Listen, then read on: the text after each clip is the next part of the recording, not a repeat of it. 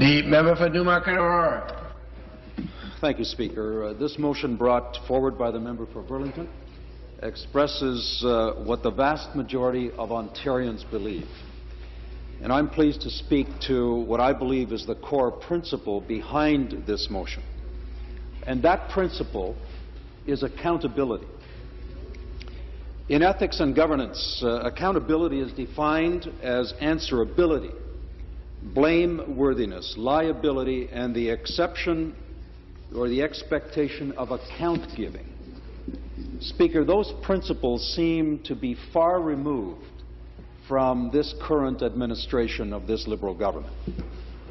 Whether in personal business, Speaker, or the professional realm, there's an expectation that we will be accountable for our decisions and for our actions.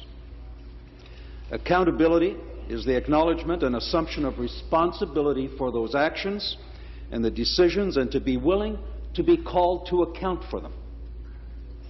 And unfortunately, as I hear the debate and the matriculation of the member from Mississauga, Streetsville, who made essentially a circus of this debate, and the cackling that I heard from members of the government benches with some hilarity around these numbers. Speaker, they may think that the people of Ontario have forgotten about this and that this is in the past. I want to say to them, be very careful, because they have affected every single person in the province of Ontario with their maladministration and their lack of accountability. And they will be held accountable. It's not going to be up to the members here on these benches in the next election to hold them accountable. It will be up to the people who have been hurt, who have been damaged by the decisions of this government. Speaker, I want to read into the record some comments from my constituents. And I would that members of the government would listen, because this is not the member from Newmarket Aurora. It's not Frank Klees saying this. These are just representative, and I know all of us have received similar emails and calls, and we have these discussions constantly when we're out in public. Here's what Rob Lunn wrote. My impression is that the Liberal government thinks that by simply implementing preventative measures for future occurrences, it will satisfy the people of Ontario. Quite frankly, that type of action insults me. It is my money, and money from my children and my unborn grandchildren that will be paying this soon-to-be-named debt charge, similar to the debt retirement charge paid every month to the Hydro Authority. He goes on to say, so why are the cabinet members that made these decisions still part of the government? It is obvious they are incompetent in these matters, so what confidence can the people of Ontario gain from government that they are working in the best interest of Ontario and Ontarians?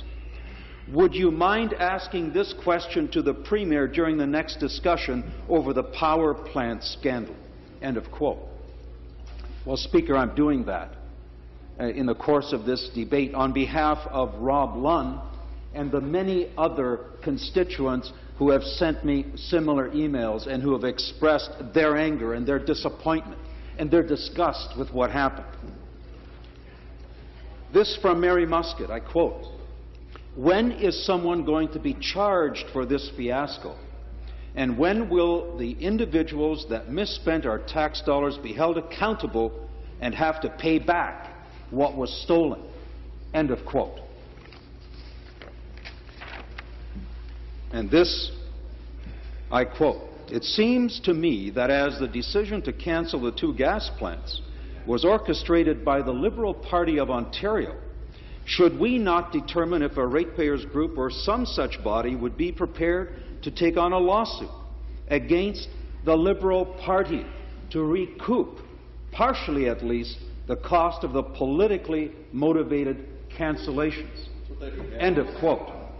Speaker, the reason I read these emails into the record is because I want members of the Liberal administration here, of the Liberal Party and the Liberal caucus, to understand that this is not about spinning a message.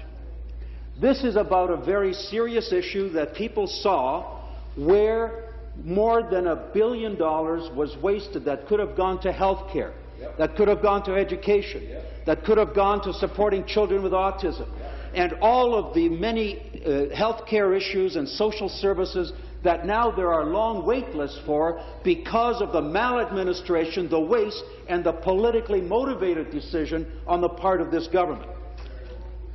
Speaker, we've had many scandals in this province, but none as egregious as the ones that came to us thanks to the administration under one Premier Dalton McGuinty and now his successor, Kathleen Wynne.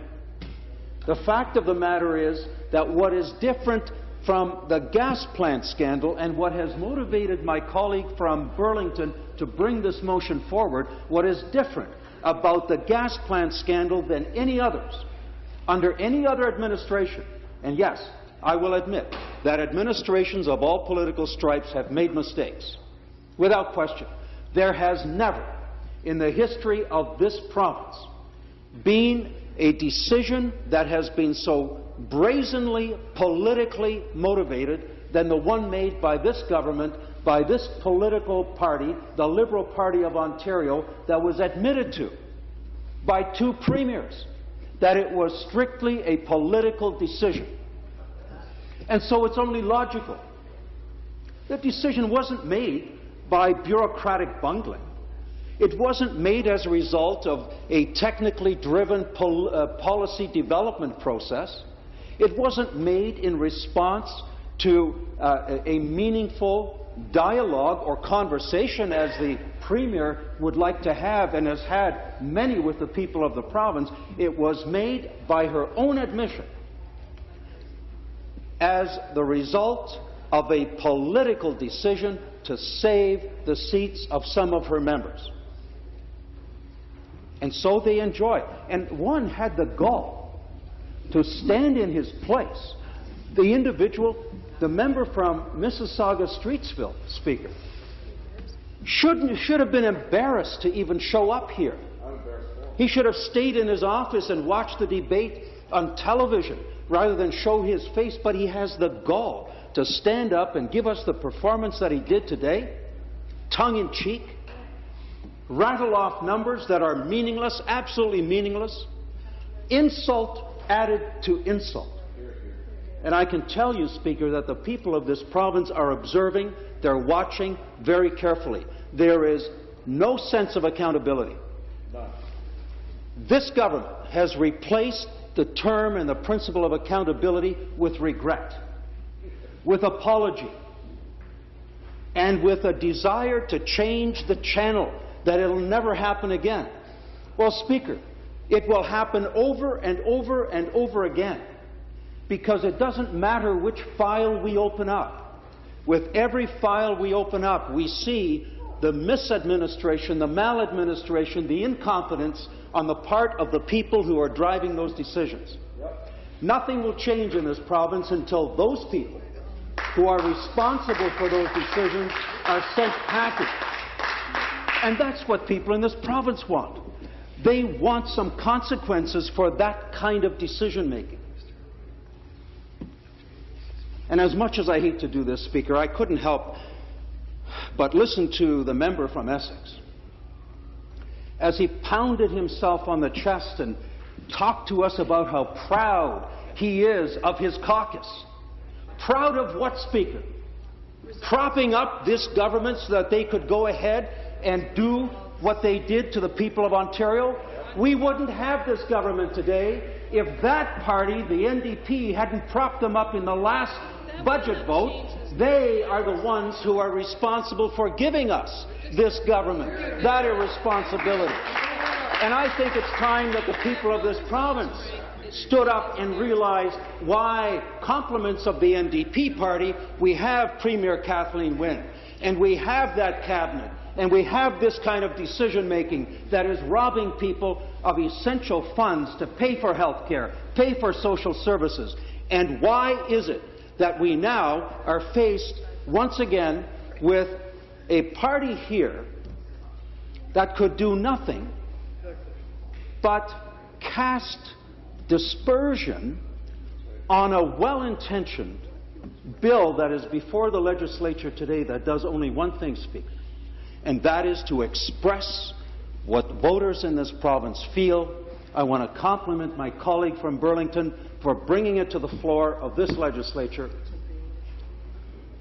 Speaker, you know, in your heart, as a member of the Liberal caucus, that what has been done by this government is wrong, should not be forgotten, and it should not be forgiven, and I don't believe it will be.